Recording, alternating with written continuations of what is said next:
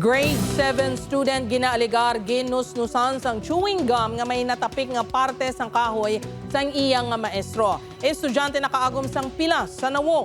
Ini ang gintutukan ni Zen Kilantang Sasa Exclusive.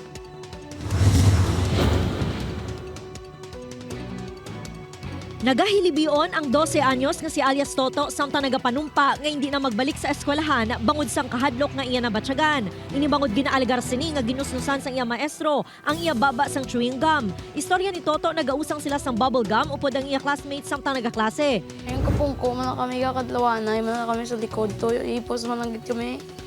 So kaang kami bubble gum, ako na po, pero bubble gum, kumuha na to kakasmate ko. Ginano na to sa dukahoy nga sa amon niya, lamisa. Nagpuksit na to, so ginbarambol na tong bubble gum, so nambal na aboy ko. Ginaboy ko man, may naigo pag-aboy ko. So namoto nagreklamo kasmate ko takan, so namoto nagtindag si sir. Pagin pangkadol namin, purot na dyan ang bubble gum, kagin baba ko. Nagreklamo ini sang paghapdi kag paghubag sang iya baba matapos masulusugan sang kahoy nga nagtapik sa bubble gum. Ay, estudyana nila kami kung sino daw makick-out. Kaakig naman ang nabatyagan sang lola ni Toto nga nagatindog bilang ginikanan sini. Ay, yung ginaisip, kadamo sa leksyon yung ginaano na dapat sa bailinte nga ginahimo, mga bailinte ginahimo sa mga mistros kabataan. Ginliwat na pa. Babulgam, palinuad sang iban ha, ilugod sa baba mo. Ano ang mga bata ko na masuka ako, mamo? Pagkatapos, kung pamahawa na lang kabataan. Si Toto ang grade 7 student sa isa ka eskwelahan sa Santa Barbara, Iloilo. Ginpablatter na sang pamilya natabo kay Toto. Kagin paidalom ini sa medical legal examination.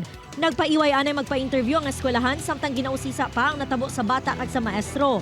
Sunod naman sa DepEd Iloilo. May ara man ang report no ang eskwelahan, then immediately ang office will be requesting the school head man no to submit no the detailed report.